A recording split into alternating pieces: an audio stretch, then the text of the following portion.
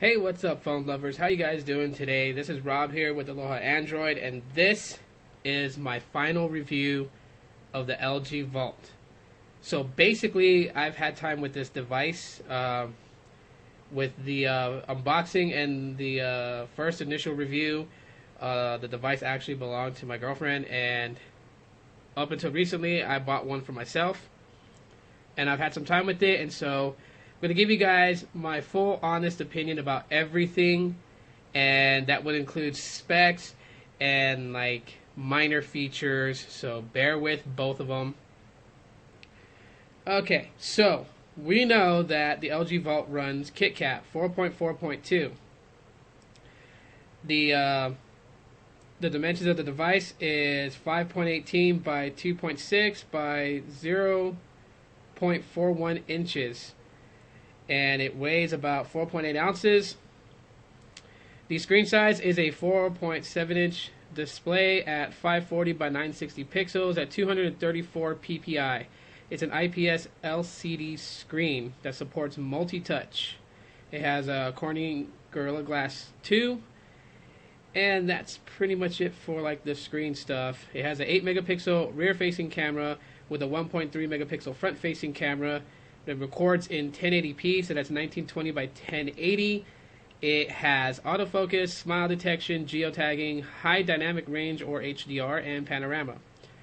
The phone itself is sporting a Qualcomm Snapdragon 400 processor clocked at 1.2 gigahertz quad core with an ARM Cortex-A and an Adreno 305. It's got 1 gig of RAM, 8 gigs of built-in storage with only 4 gigs usable with expandable memory for up to 32 gigs, it says here, but I've seen some people say they put 64 gigs in there, so I don't know. Talk time is about 24 hours. I'll give you my experience with it. I get about a day and a half, and it's sporting a 3000 milliamp hour battery.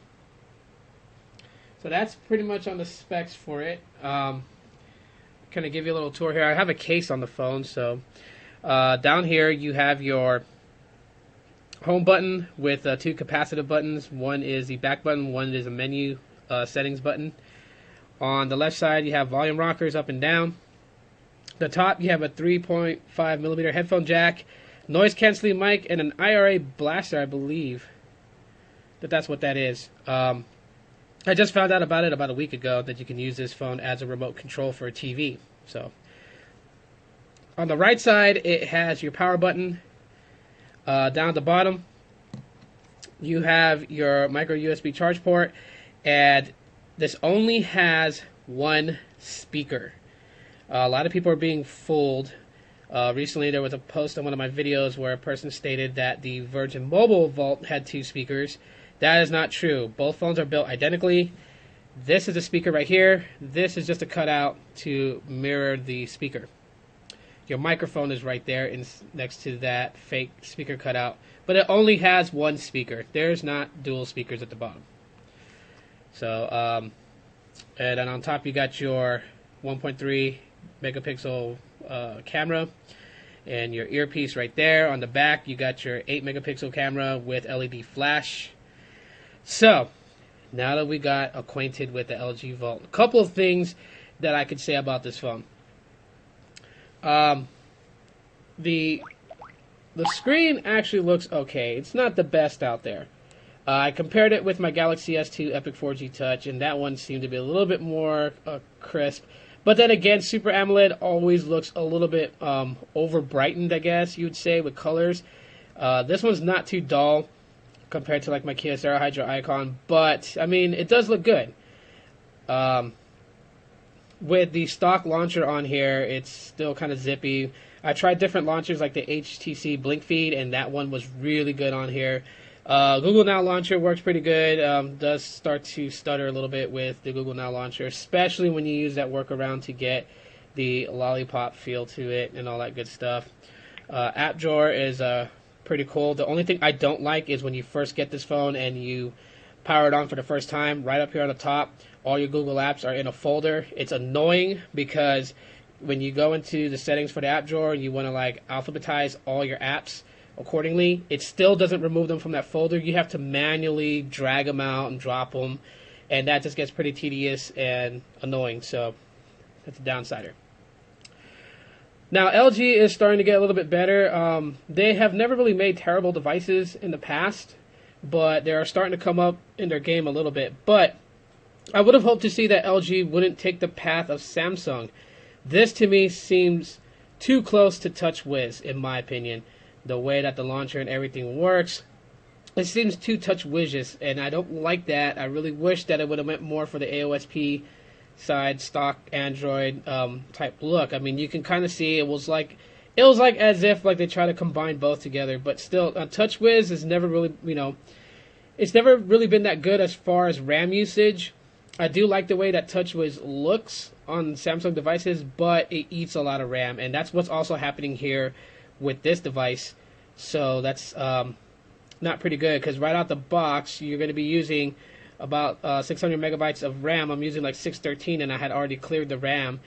Sometimes you get lucky when you clear the RAM and it actually stops like at 491 or 540, but then it immediately goes back up when your applications start to use all that memory, like Google Plus starts to use it, or Flipboard or whatever, and Google Search.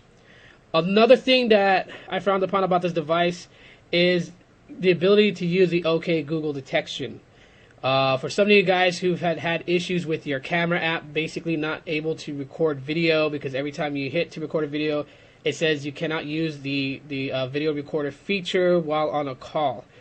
The reason why that's happening is, for some reason, when you have the OK Google detection turned on from not just within the Google Now search app, but within any screen and lock screen, the microphone and the phone is listening for that OK Google command, and therefore the camera registers that process as a phone call. So in order for you to record videos with your camera, you have to have that turned off, which is a big downer, because sometimes I like to just leave my phone on my desk and give my phone commands. I really do use all the features that Google and Android give. And so when I have my phone laying down and I want to send a text message, I'd like to be able to say, "Okay, Google, text mother, hi mom, I'll be home at 5, type thing." And it'll do it, from without you having to touch the phone. So that sucks. So at any given moment, you can download third-party cameras. One of the best ones you can download is, of course, the Google camera. It works flawlessly good, and you can keep your OK Google detection on. But the downside to it is that, of course, you're eating up more storage by having another camera app on your device. Now, I think it's like 4.3 gigs of usable storage you have up on here.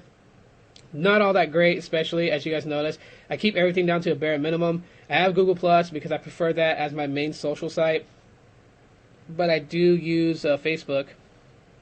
And so to have like Facebook, Twitter, and all that stuff on my phone without it taking up too much space, I have Flipboard here, which allows me to link Facebook, Instagram, Twitter, and all that stuff, and then I can go through my feeds through there.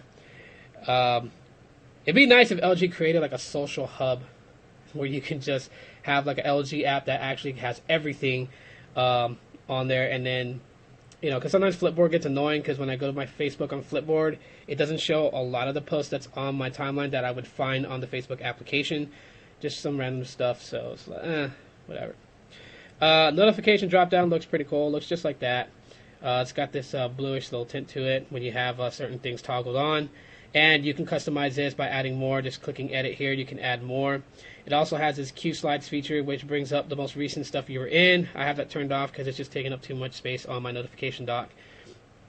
The lock screen is actually pretty cool. I have the pattern lock right now, but you can add widgets to your lock screen. You can add multiple ones. I'm not going to add any right now because it's just, I don't need widgets on my lock screen. But it's nice still to have them there.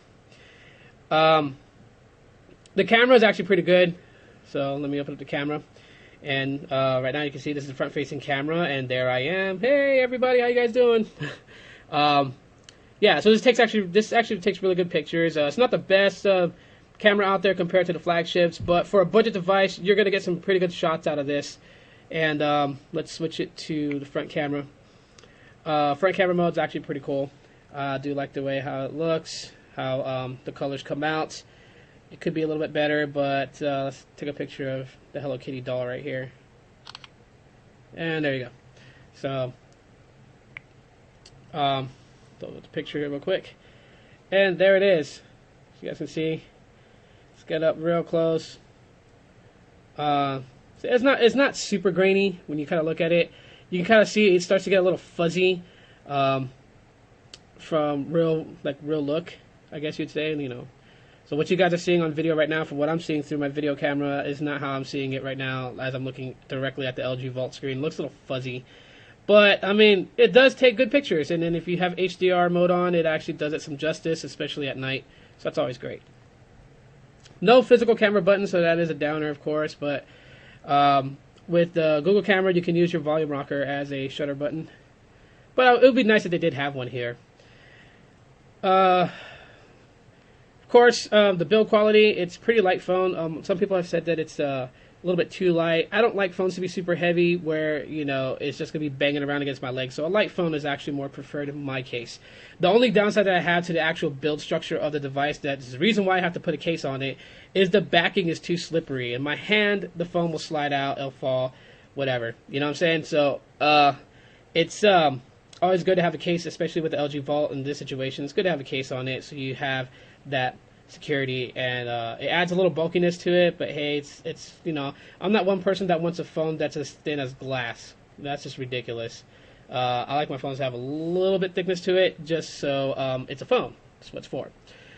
Touch responsiveness is really good. I like, you know, it doesn't have any lag, stutter, whatever. Video playback is actually pretty awesome and you know, pretty good. So I'm kind of digging it.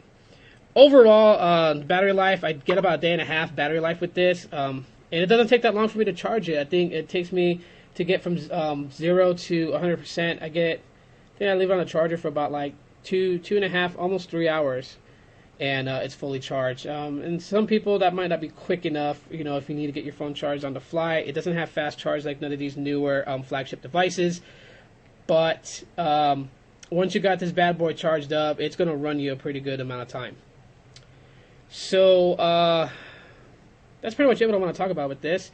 This is my final review of the LG Vault, the LS740 on Boost Mobile.